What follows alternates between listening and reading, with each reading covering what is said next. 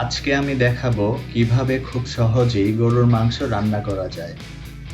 এর জন্য যা যা লাগবে: গরুর মাংস, পেঁয়াজ কুচি, রসুন বাটা, আদা বাটা, জিরা বাটা, হলুদ গুঁড়া, মরিচ গুঁড়া, ধনিয়া গুঁড়া, তেজপাতা, এলাচ, লবঙ্গ, দারুচিনি, গোলমরিচ, লবণ, তেল আর আলু। প্রথমে একটা কড়াইতে পরিমাণ মতো তেল দিয়ে দিব। তেল গরম হয়ে গেলে এর মধ্যে দিয়ে দিব পেঁয়াজ কুচি। পেঁয়াজ কুচিগুলো হালকা ভেজে নিব।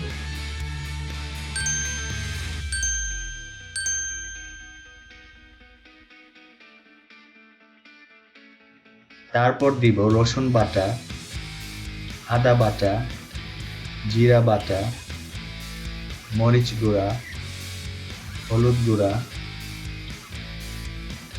ধনিয়া গুঁড়া,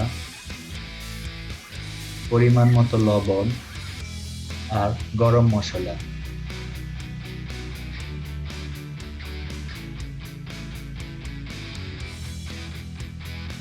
অল্প পানি দিয়ে সব মশলা ভালো করে কষিয়ে নিব।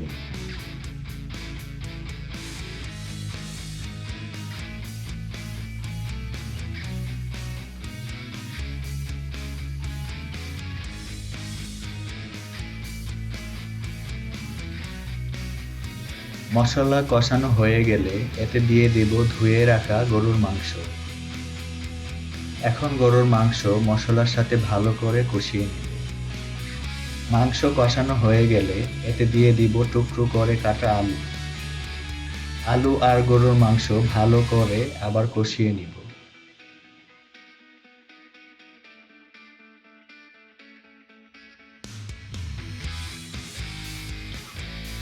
আলু আর মাংস কষানো হয়ে গেলে পরিমাণ মতো পানি দিয়ে দিব মাংস আর আলু সেদ্ধ হওয়ার জন্য।